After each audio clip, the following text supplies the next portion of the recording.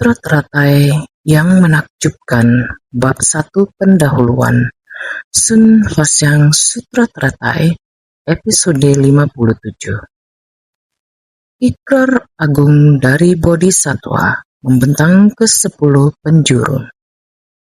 Seperti yang telah diceritakan sebelumnya, dalam persamuhan Dharma hadir 80.000 Bodhisattva. Mereka adalah Maha Bodhisattva, makhluk yang telah mencapai kesadaran, yang telah tercerahkan. Mereka ke atas memohon jalan kebudaan, ke bawah membimbing para makhluk, karena tidak tega dan tidak rela melihat para makhluk menderita. Oleh karena itu, praktik dalam tindakan nyata bisa memiliki batin demikian. Inilah yang disebut batin pencerahan agung, dan juga disebut makhluk tercerahkan yang agung.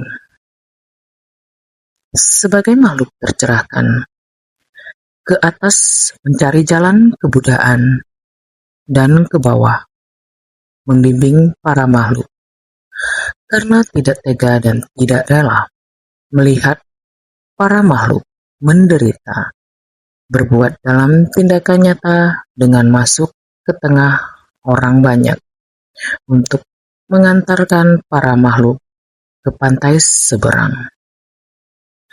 Inilah yang disebut batin pencerahan agung, adalah makhluk tercerahkan yang agung. Karena itu, seorang bodhisattva membangkitkan ikrar agung, baik 4 ikrar agung maupun 4 sifat luhur. Semua ini adalah syarat yang harus dimiliki oleh seorang bodhisattva. Jadi, ikrar agung seorang bodhisattva meliputi seluruh 10 penjuru dunia, bukan hanya terbatas pada satu tempat, satu negara, atau wilayah tertentu. Tidak. Ikrar agung dari bodhisattva menjangkau seluruh arah dan seluruh penjuru, karena bodhisattva datang ke dunia, masuk ke tengah kerumunan orang banyak, tempat di mana ada manusia, maka akan ada sekelompok bodhisattva yang muncul. Karena Sang Buddha pernah demikian berkata, dunia saha, karma kolektif para makhluk. Karena kekuatan karma yang diciptakan oleh para makhluk, semakin lama semakin banyak, semakin lama semakin dalam, sehingga karma buruk seperti dalam dan semakin berat. Karma kolektif ini dapat mengakibatkan seluruh dunia, batin manusia tidak seimbang, iklim tidak stabil. Jika batin manusia tidak seimbang, dengan mudah dapat menimbulkan malapetaka akibat ulah manusia, malapetaka akibat ulah manusia seperti perang ataupun situasi politik tidak stabil. Terjadi kekacauan internal ataupun berseteru dengan negara lain. Jika demikian, maka ini merupakan malapetaka besar akibat ulah manusia, malapetaka kecil akibat ulah manusia, yaitu kondisi masyarakat tidak stabil, kondisi ekonomi kurang baik. Jika demikian, maka seluruh negara, jika ekonomi tidak berkembang, masyarakat akan hidup dalam kemiskinan dan penderitaan. Jadi agar rakyat dapat diberkati, maka masyarakat harus harmonis dan batin manusia harus selaras. Dengan demikian, seluruh masyarakat dan negara dapat memiliki ekonomi yang stabil. Rakyat dapat hidup tentram. Namun untuk membuat batin setiap orang menjadi selaras dan masyarakat menjadi harmonis, tidaklah semudah yang dikatakan.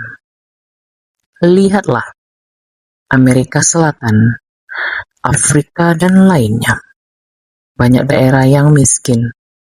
Berbicara tentang Amerika Selatan saja, tahun 2010, kita mendengar Chile ekonominya lumayan baik, tetapi 4 unsur utama tidak selaras.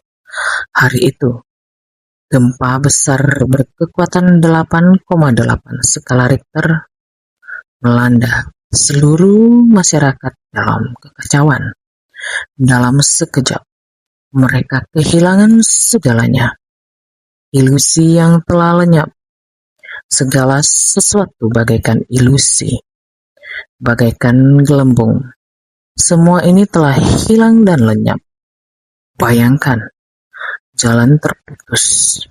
Bantuan dari luar tidak dapat menjangkau daerah bencana.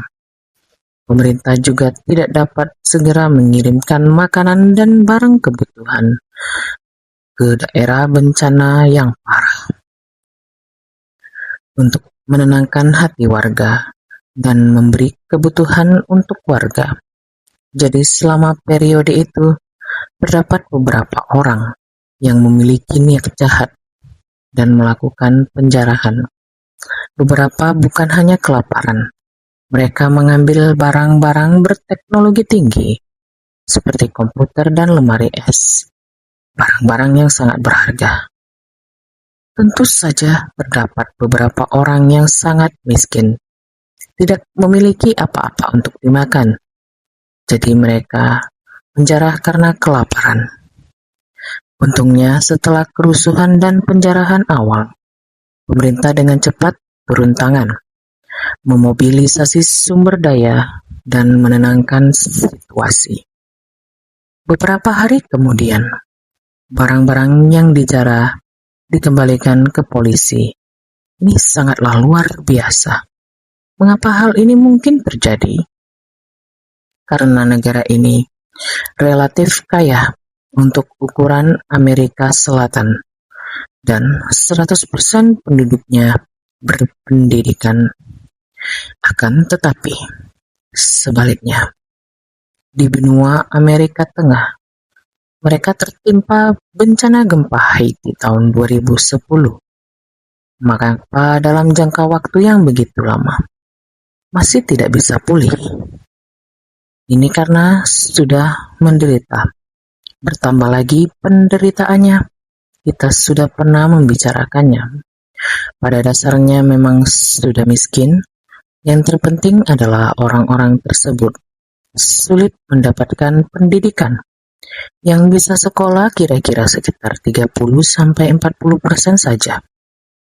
Masyarakatnya ini biasanya selalu berada dalam perang internal dan konflik internal sehingga ekonomi tidak stabil. Masyarakatnya tidak harmonis. Batin manusia tidak mampu untuk damai.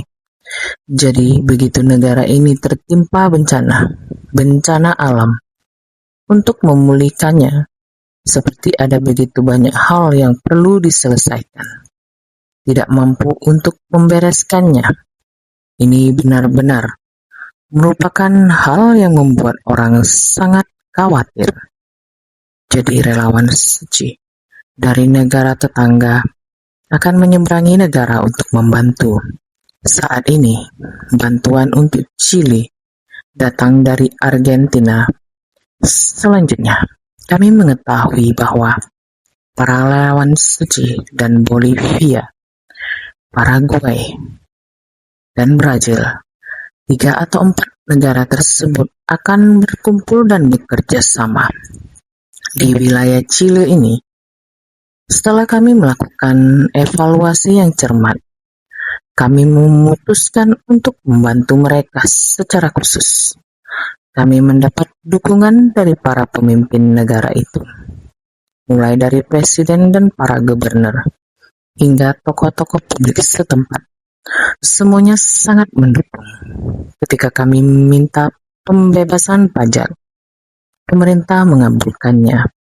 Kami juga meminta pihak militer untuk membantu dalam transportasi.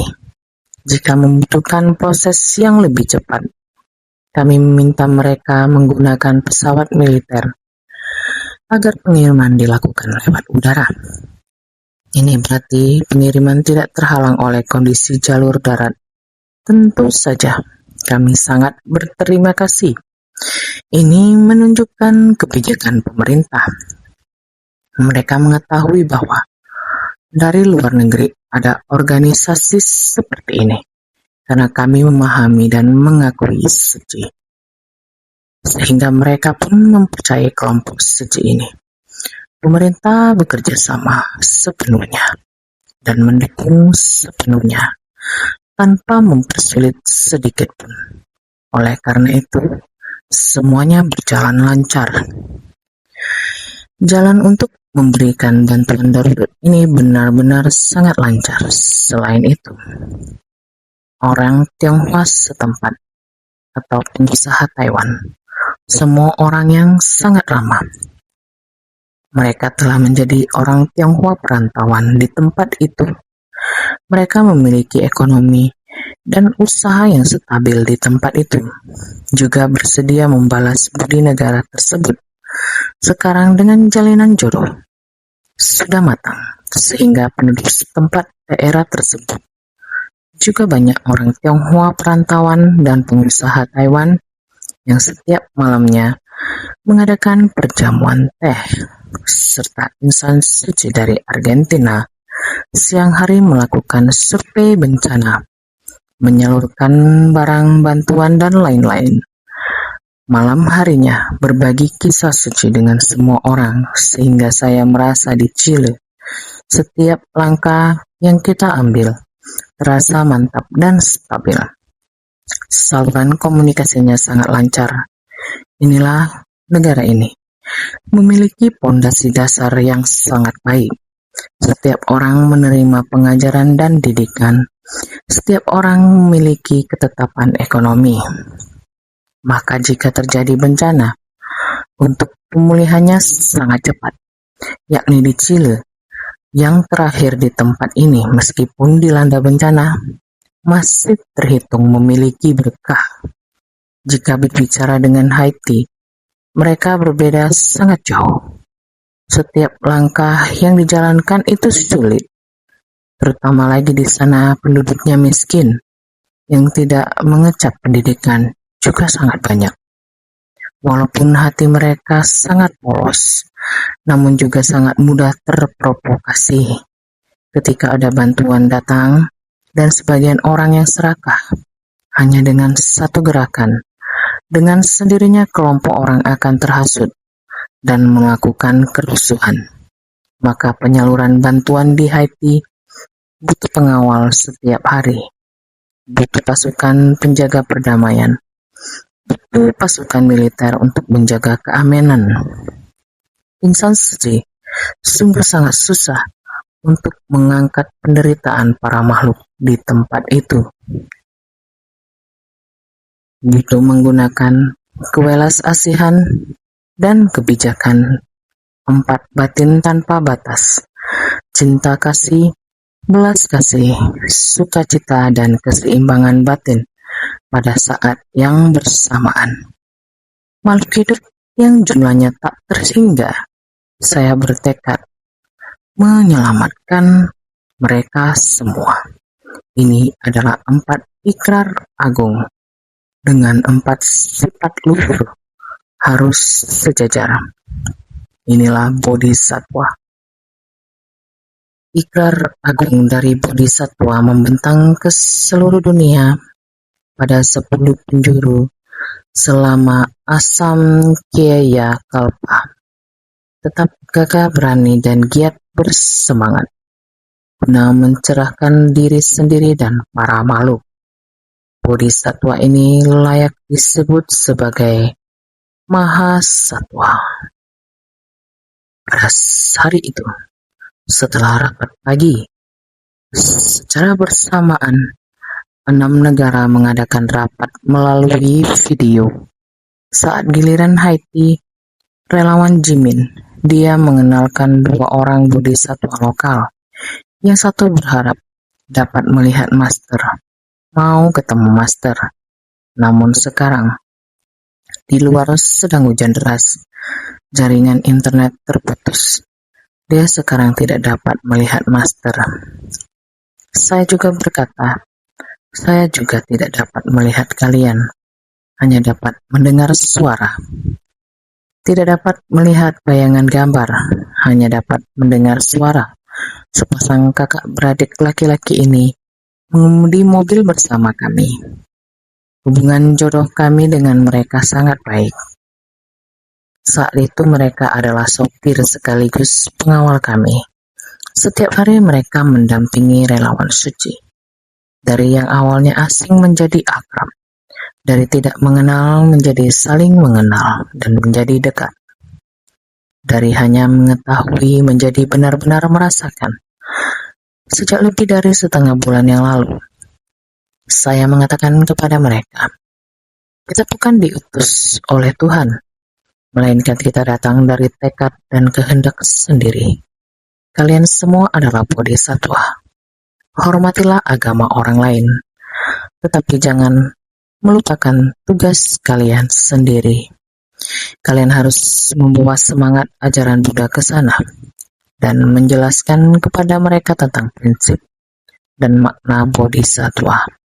Kalian adalah kelompok bodhisatwa dunia ini yang datang secara sukarela, melepaskan keluarga dan pekerjaan, bahkan menggunakan biaya pribadi untuk pergi ke tempat itu dengan cinta kasih universal tanpa pamrih, tanpa penyesalan, tanpa mengharapkan balasan. Kalian memberikan bantuan. Kalian harus menjelaskan hal ini kepada mereka. Sejak hari itu, para bodhisatwa beserta makna di dalamnya, semangat dan prinsip ajaran Buddha, setiap hari dibagikan oleh para relawan suci. Sebelum kegiatan pembagian bantuan dimulai, untuk dibagikan dan menginspirasi semua orang, mereka mengajak semua orang untuk berdoa bersama. Dan ini telah membentuk sekelompok masyarakat yang penuh kedamaian.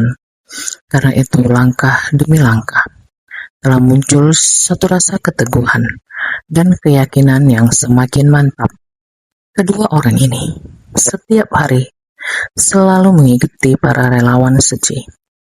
Maka mereka sangat tersentuh dan telah mendengar lagi bodhisatwa dan kembali membuktikan bahwa para relawan suci itu sejak menginjakkan kaki di Haiti, setiap gerak-geriknya tidak ada yang bukan merupakan pendidikan, dan segala yang mereka lakukan selalu dilakukan dengan cinta untuk merawat masyarakat Haiti. Mereka kedua saudara ini sangat tersentuh sehingga mereka mulai menerjemahkan untuk kami, menerjemahkan bahasa Inggris ke bahasa Prancis, yaitu makna bahasa Prancis itu kembali diterjemahkan ke bahasa ibu setempat. Karena banyak orang yang tidak mendapatkan pendidikan, maka dari yang sebelumnya hanya sebagai supir dan pengawal, akhirnya berubah menjadi penterjemah. Semakin ia menerjemahkan, semakin tumbuh rasa bahagia dalam dirinya. Lagi pula, ia pun meminta untuk mengikuti relawan suci dan menjadi bodhisatwa. Lalu, di dalam video mulai berbicara, dimulai dari sang kakak. Kakak ini adalah Pierrot. Ia mulai berkata, "Halo." Ia juga sedang belajar bahasa Mandarin. Dan ia juga bisa menyapa Sang Ren. Lalu ia mulai berbicara dengan bahasa Prancis. Setelah mendengar terjemahannya, baru diketahui bahwa ia sangat tersentuh oleh suci dan oleh relawan suci. ia memahami semangat para bodhisattva, dan ia juga berkata, "Guru Anda sangat baik, Master Anda sangat baik, juga para relawan suci telah melakukan begitu banyak hal untuk Haiti. Kami berharap Anda dapat mendoakan dan memberkati kami, agar Haiti dapat menjadi lebih damai. Saya ingin juga berikrar untuk menjadi bodhisattva yang baik, mengikuti para relawan suci untuk menjadi bodhisattva yang baik."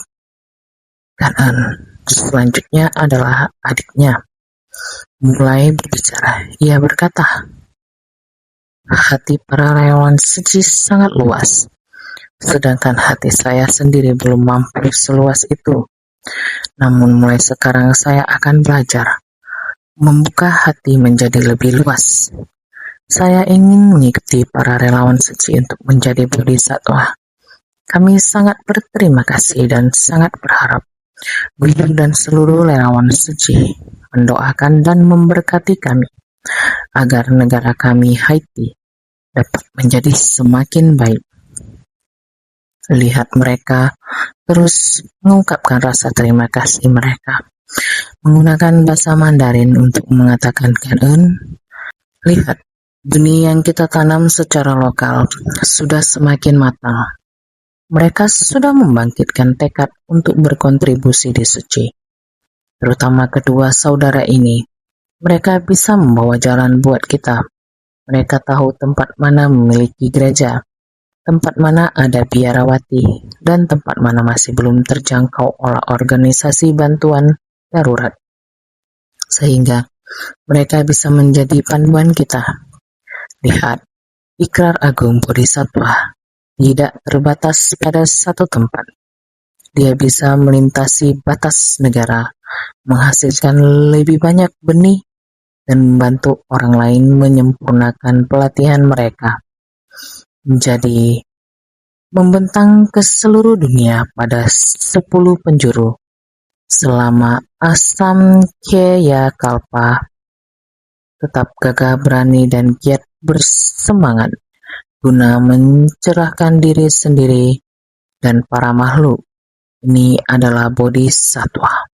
Mereka tidak hanya tetap di satu tempat, tetapi berpergian ke banyak tempat, melakukannya dalam jangka waktu yang sangat lama. Bukan di satu kehidupan, tetapi dari kehidupan ke kehidupan, guna mencerahkan diri sendiri dan para makhluk, mencerahkan diri mereka sendiri dan mencapai pencerahan sempurna. Ini disebut bodhisattva, terutama bagi yang membangkitkan ikrar agung, disebut bodhisattva agung. Bagi kita yang benar-benar mempelajari ajaran Buddha, adalah ingin mempelajari jalan bodhisattva, membangkitkan ikrar agung, dan membangun tekad agung. Apakah 4 ikrar agung, 4 batin tanpa batas, seorang bodhisattva tidak boleh kurang akan salah satu hal tersebut? Jadi semuanya harap selalu bersungguh hati.